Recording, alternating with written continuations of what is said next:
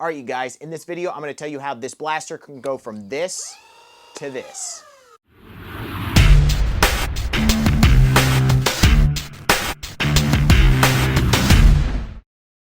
What is up, Nerf Nation? I'm Naptown Nerf, and today we're gonna be doing a review and modification of the Worker Hurricane Limited Edition Transparent Red Blaster. And Worker came out with this blaster a while back, but I never got my hands on one.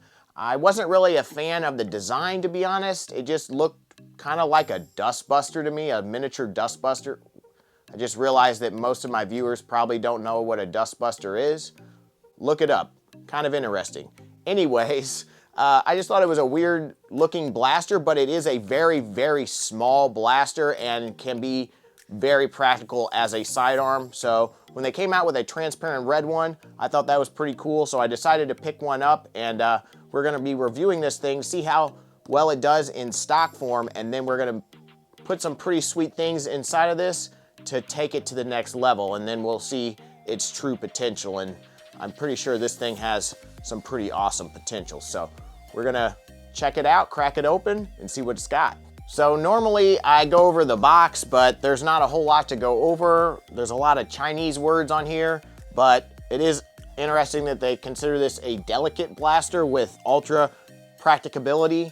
I do think this is a very practical blaster, but delicate, I guess we shouldn't drop it. I don't know. Not sure what they mean by that, but nevertheless, let's crack this open.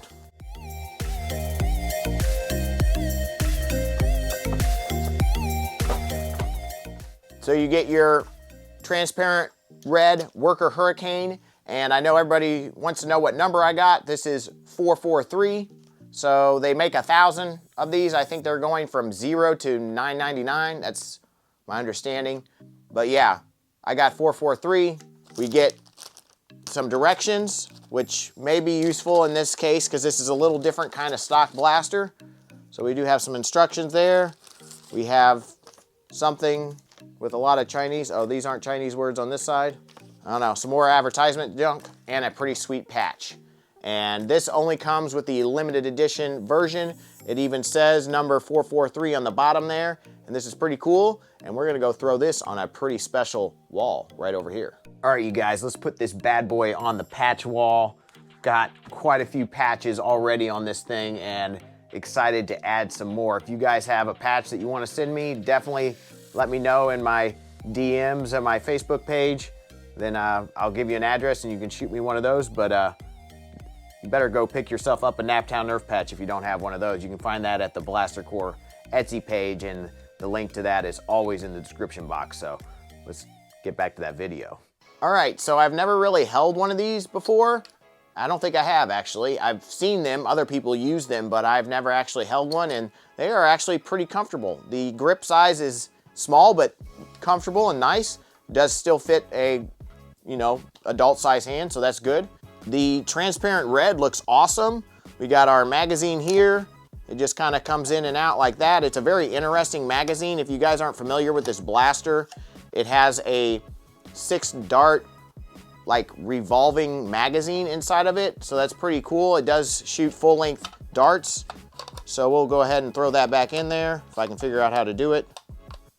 Like I said, I haven't really used this yet. Oh, you put it in the back. So you have to throw it in the back side first like that and then push it down. So that takes a little getting used to. It's a little different, obviously, than, a normal magazine. But the transparent wheels in here, I'm gonna take this out again, are pretty sweet. They actually have transparent flywheels also and a transparent cage. So that's pretty darn cool. And I might have to try to locate some transparent red filament to somewhat match this blaster when we do our modification here. So I wish I could get those transparent red flywheels, but I don't think they make aftermarket transparent red flywheels, unfortunately. But nevertheless, a transparent red cage in there would look pretty cool. And we might have to do some modifications to the magazine too to make it a little more practical or have a little more practicability. But yeah, that's pretty sweet. We'll throw this back in there. The blaster is gonna rev and fire with the one trigger, which is like similar to an FDL a little bit, so when you pull it back this way, it lets off the switch. So when the switch is open, it actually is revving, and when it's closed, it is off. So wired backwards, the way we normally wire rev switches, but that is very interesting. I've done something similar with like a barricade before. So when we pull back just a little bit, it'll rev, and then a full trigger pull will push this little pusher mechanism forward and fire a dart. So pretty interesting there. I think we should go ahead and try to put some batteries in this thing. It does take IMR batteries or truss fire batteries, which is actually what I'm going to be using because I don't own any IMRs. Or you can just rewire this for a LiPo and go that route, which is probably what I would recommend doing if you have LiPos around, and you know, at least one small enough to fit in here. If you're into that LiPo world, then that would be the route to go. But if you want to use batteries, I would highly recommend IMR batteries, and I'll put a link to those in the description box below. But unfortunately, I only have truss fire batteries, and I think that's what we're gonna have to try and see if it works, just to get some initial stock readings for this blaster. Pretty sure that's what it tells you to use and not AA batteries, but I'm gonna check the directions and find out. So let's go ahead and throw some batteries in and see what kind of performance this thing is getting. All right, you guys, so they actually say that you can use this with AA batteries or IMRs or rewire it for a 3S LiPo, which is actually really easy to do because these wires pull out. So you just, you know, snip off the battery tray, put on an XT60. You're gonna have to have obviously some soldering skills to do that, but you know, that's pretty simple. And then find a very small 3S LiPo to fit in there. But the voltages of all three of these things are very, very different. So my guess is you're gonna want way more power than even two IMRs to get the maximum performance out of this. But we'll see how it does with two AA batteries first. Wow, not very good. I would say that's a no-go there. We get maybe 10 feet. Let's see what we get with these Ultra Fires real quick, because that's all I own. 73, 84, Dual 84, 87, 85, 86. Actually, that did better than I thought it would. Pretty good performance, a little bit above, you know, stock Nerf blaster performance, so that's not too bad. So maybe IMRs will be a good choice if you're looking for that kind of performance. I'm guessing you'll get more like around 100 FPS with a 3S LiPo, so that would be honestly the safer and better option in my opinion still. But let's go back inside and make this thing a true powerhouse. And it's done. Let me tell you guys, that mod is not easy. Very time consuming, took me quite a few days to figure it out. Had to even remove some of the plastic on this side of the shell, and I actually filmed a mod guide for you, so hopefully people will be able to learn how to build one of these if they so choose, because some tips are very helpful. But even got a out of darts MOSFET board in there, and I think that's pretty necessary for this build. So I would highly recommend doing that if you do plan on building one of these. And we did retain the switch here, so that's pretty awesome. We're gonna shoot this thing off on 3S because this thing does get really good performance on 3S. I even took a shot already, so you can kind of see what you're gonna get there. But on 2S, this thing does pretty well too, and we'll take a couple shots on 2S also. 179, 148, 174, 179. Pretty darn good. Kind of been curious how these Dart Zone Pro bamboo darts, full length darts do out of flywheelers, so we'll go ahead and try that out.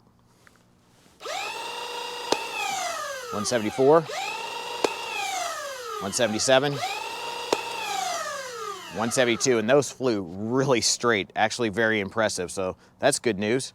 We'll go ahead and switch out the LiPo to 2S and see what kind of performance we can get that way. All right, have a 2S LiPo in there, and I still need to figure out a way to cover this up and make it look nice.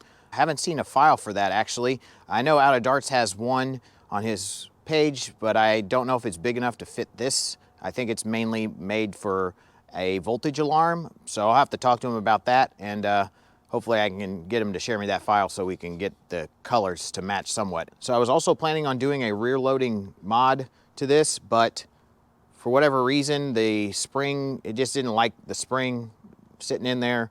I was having issues with it, so I decided to just go ahead and do the video for you guys, but I may go back to that at some point in the future. So let's go ahead and shoot off these last 3 darts on 2S. This first one will be a bamboo dart followed by 2 Adventure Force waffles. 159, 163, whew. Duplicate 163. So those numbers on 2S are actually pretty darn impressive, and actually nicer on those motors to run that way. So if you don't need that extra 15, 20 FPS, I think 2S is a just fine way to run this. So let's go back inside and I'm gonna give you my final thoughts on this blaster in both stock form and modified form. All right, you guys, so it's pretty darn impressive that you can get the same performance out of the Worker Hurricane, this small, tiny package of a blaster, that you can out of my dual stage Dominator. I mean, that blaster is pretty large and it gives you the exact same performance as this little thing. Now, you probably can't run this quite as long as it doesn't have much room for a LiPo, and you're pushing a 3S LiPo as this really isn't a large enough capacity LiPo to run these for a long period of time, even with that MOSFET. But I think it'll be okay since this is a high quality LiPo, but it's more meant to be a sidearm for sure. But still, just being able to get that kind of performance out of a small package is impressive to me. This is a Strife, obviously, and this is how big this is. Like, tiny, tiny.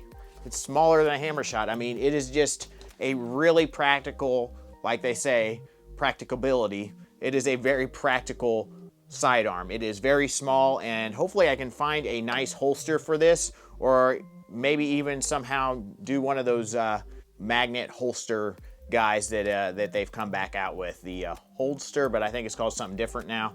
Anyways, I think that would be pretty cool. Just have that like strapped on your side so you can just pull it whenever. And this is a very flat surface, so you can probably figure out a way to mount that on the side somehow. So anyways, the mod though is not for the faint of heart. It is very crammed in this blaster. You have to have patience, you have to be able to solder well, and you have to be able to work in small spaces. I mean, there is no space left unused really in this blaster. So that's saying something, and you really do have to take your time to grind down these areas, and so these motors will fit and your cage won't be warped like mine was when I first wired it up and not realizing that I had to do that. So yeah, mod guide coming.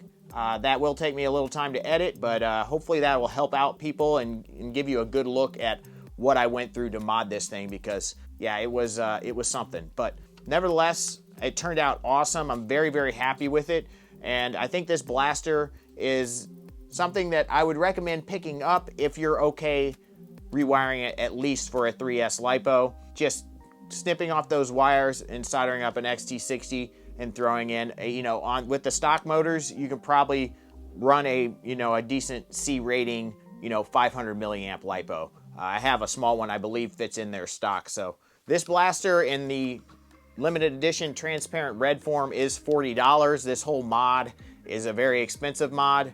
That is something to think about if you want to mod this thing, and you definitely need to have like that special Dremel tool that I used, which I will show in my mod guide. And then you obviously have to buy 2 sets of flywheels, 4 motors, and you have to have a LiPo that can obviously fit in this battery tray. So, and you probably need a 3D printer to print the cage, because I don't know of anyone that's selling that, or find somebody that can print it out for you. I don't think Foam Blast sells those. They might, but I know you can get the file from them for free. So that's pretty darn awesome. Big shout out to Foam Blast on this one. Yeah, I think Michelle was the first one to do this, and she was definitely the one that designed this cage. So, but yeah, I think it was pretty awesome that I was able to fit that MOSFET in there. So that's another cost. So yeah, this blaster adds up. But thank you guys so much for watching. If you enjoyed this video, please smash that like button. It greatly helps out the channel. Make sure you're subscribed if you're not subscribed. I had someone say that they didn't realize that they weren't subscribed the other day, and they're like, why am I not subscribed to this awesome channel? So check. Make sure you're subscribed. YouTube likes to unsubscribe people sometimes, so just make sure. Obviously, ring that bell for notifications, and as always, peace out.